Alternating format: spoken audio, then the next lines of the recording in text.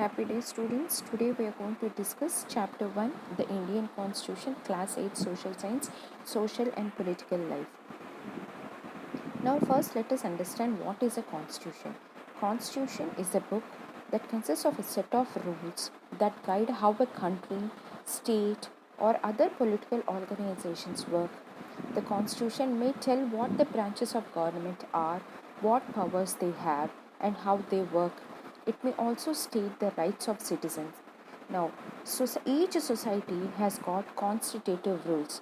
The rules of one country might not be identical the rules of the other country because these constitutive rules are framed based on the history of that country, what it had undergone in the past.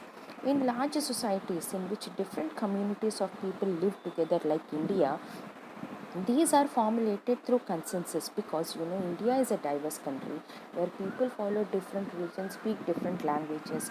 Whatever rules we follow has to be in agreement with all the communities that are living in India. And in modern countries, this consensus is available in written form, which we call a constitution. Now, why does a country need a constitution? It's a very simple question, but also it can get complicated. First, let us take the example of a football game which you people must be aware of. Now, according to the rules of football, because every game has got a set of rules. Now, if we just quickly see what are the rules of football, if the ball touches the arms of any player except the goalkeeper, then this is considered a foul. So if players start holding the football in their hands and passing it around, then they are not playing football anymore. In the same way, even other games like basketball, kabaddi, cricket, all the games have got set of rules. Now, why are these rules present? To see that the game will function smoothly. If a game can have a set of rules or it requires a set of rules, what about a big country of like India, which has got people following different belief system? That means this constitution serves several purposes. What are these several purposes? The constitution helps us what the fundamental nature of our society is. A constitution helps serve as a set of rules and principles that all persons in the country can agree upon as the basis of the way in which they want the country to be governed. There can be one rule which might not be accepted by everybody in the country. Some people might not like it, but on the whole, majority of people will be able to follow such an instruction or a rule. So that is what is written in the Indian Constitution. Let us move on. Now, the need for constitution can be better understood if we have a case study about our neighbor Nepal. Now, Nepal, the country of Nepal has witnessed several people struggles for democracy. There was a people struggle in 1990 that established democracy that lasted for 12 years, and in 2002 up till 2002. Before, Nepal had a complete monarchy, an absolute monarchy, where king was not accountable to the people. Lot of uprisings happened, and from absolute monarchy to constitutional monarchy, it came into picture. That means constitution is there, no doubt about it, but king is also there. King is limited by the powers that are mentioned in the constitution. Now let us see what is the problem with such a type of constitution. You can say that what is their constitution is there, what is wrong if king is present? King can always change the constitution suit his requirements. For example, what the king did here is in October 2002, King Gyanendra, citing the Maoist uprising in the countryside as his reason, began taking over different aspects of the government with the family's assistance. The king, the king, and then the family took over the head of the governance in February 2005. So what the king said, there is lot of Maoist problem. Maoists are a group of revolutionaries. He said there is lot of Maoist problem is there. Let us take power into our authority, or else Nepal will get completely ruined. So along with his family members, he took complete, and also the army, he took complete control of Nepal, though it was a constitutional monarchy. Now, Maoist groups are not groups of people who will keep quiet. There were numerous Maoist groups in the country. Now, the Maoist groups joined with other political parties to sign a 12-point agreement. This agreement signaled to the larger public an imminent return to democracy and peace In 2006, the People's Movement for Democracy began gaining immense force. It repeatedly refused the small concession the king was making, and finally, in April 2006, the king restored the third parliament and asked the political parties to form a government. That means people and the Maoist group continued their revolting, and finally the king had to give in. In 2007, Nepal adopted an interim constitution. Why interim constitution? Because they wanted to make because they wanted to make a new constitution. The old constitution gave powers to the king, which they don't want. That is what's seen in the next slide. The reason that people in Nepal did not want to continue with the previous constitution is because it did not reflect the ideals of the countries that they wanted Nepal to be and they had fought for. Now, the new constitution is going to reflect the ideals of the people and will not give absolute power to king. That is a picture of King Gyanendra in the inside there. Now, why do we need a constitution? Because in democracy, mistakes can happen. Now, we might think what mistakes can happen in a democracy. In your textbook, in page 7, 8, and 9, they have explained these problems in the form of a small story. The first point here is in a democracy, we choose our leaders so that they can exercise power responsibly on our behalf. However, there is always the possibility that these leaders might misuse their authority, and the Constitution usually provides safeguard against it. In the textbook, they have given a small story where the class teacher or in a school has to leave the class for few minutes and keeps the class prefect, that is the class leader, in charge. Now, this class leader is misusing his power and tries to pick on one particular student who is quietly doing his reading work and tells the teacher that this boy was misbehaving in class. The teacher shouts at this particular boy, though he was not misbehaving. That means what? The leader, the class prefect, has misused his power. This can happen in democracy also. In such a situation, Constitution has rules that will even put the class prefect in his place. Now, the second one, a majority of community can continuously enforce decisions that exclude minorities and go against their interests. Now, again, a small story. There are two groups of students. One group wants to play cricket and the other group wants to play football. But the number of people who are present in opting for cricket are more, and they are physically strong and more verbal. Therefore, they always get to decide what they want to do, and finally, always cricket is played and football is never played because that group is minority. This can also happen in a democracy. Therefore, this constitution sees that such a type of domination of majority over the minority does not take place. Now, if you go to the third one, the third significant reason why we need a constitution is to save us from ourselves. How do you mean we can cause harm to ourselves? For example, if you are preparing for an exam, at the same time there is a TV show that is going on which you wanted to watch desperately, you might end up taking a decision to close the book and go watch the TV program, but later on you are going to repent. So, what is it? You have taken a decision that is harming yourself. In a broader scenario, if you come, maybe sometimes you hear people saying that democracy gives too much freedom to the people. Maybe we don't need democracy, maybe we need dictatorship. That means what? You have taken a decision right now out of anger, but later on you might repent it. At such a situation, a constitution helps to protect you from yourself. Okay? Now this is what is summarized, how a constitution protects us in the case of people misusing their power, majority over minority, and protects us from taking a decision which might hurt us in future. Now let us go into the Indian Constitution and the key features of Indian Constitution. Now what happened here? Under the British rule, uh, we have been forced to obey rules that we did not frame, and it was only framed by the Britishers. Now, this long experience of authoritarian rule under the colonial state convinced Indians that free India should be a democracy in which everyone should be treated equally and be allowed to participate in the government. What remained to be done now was there was work to be done, ways in which a democratic government would be set up in India and the rules that would determine its function. Now, this huge and humongous task cannot be done by one person. A group of 300 people became members of something called Constituent Assembly in 1946. And from 1946 to 1949, they met periodically to draft a constitution. Now, framing of constitution was not an easy task. It started in 1946, that is 1 year before independence. Okay. Now, why it was not an easy task? Because the country was made up of several different communities who spoke different languages, belonged to different religions, and had distinctive cultures. Also, when the constitution was being written, India was going through a considerable turmoil. The partition of the country into India and Pakistan was decided even before 1947.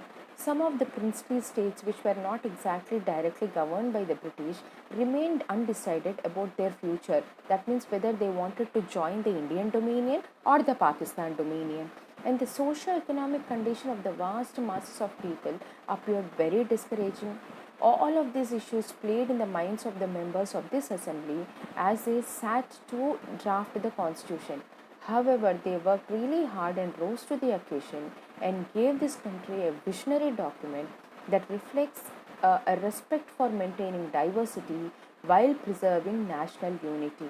The final document also reflects their concerns for eradicating poverty, how through socio-economic reforms, as well as emphasizing the crucial role the people can play in choosing their representatives. Now, when we speak about a constitution, we should always think for a second about Dr. Bhimrao Ambedkar, who is also called as father of Indian constitution. Now, he belonged to a backward community, and during his school days in the school he was treated very badly, where he was made to sit in a corner and read. He was not allowed to mingle with students of upper caste. Now, he felt that whatever he has undergone in his life should not be faced by others who belong to lower communities. Therefore, Dr. Bhimrao Ambedkar believed that participation in the Constituent Assembly helped the scheduled caste get some safeguards in the draft constitution. But he also stated that although the laws might exist, scheduled caste still had a reason to fear because the administration of these laws were in the hands of caste Hindu officers.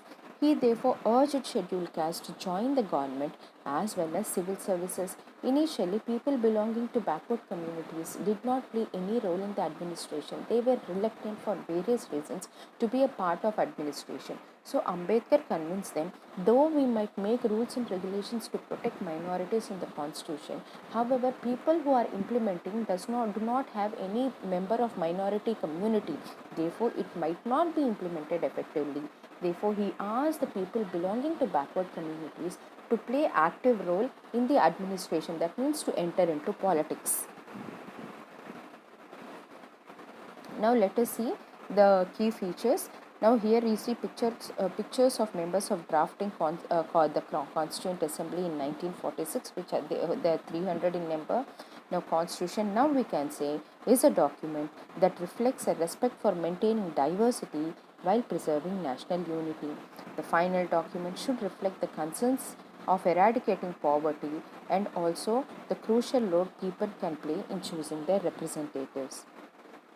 Now let us come to the first key feature of our constitution, which is federalism. Federalism means existence of more than one level of government. In India, we have got government at the central level, state level and lower levels. At central levels, it is called the union government or central government. At state level, it is called the state government, and at lower level, it is called the panchayat raj at village levels. Okay.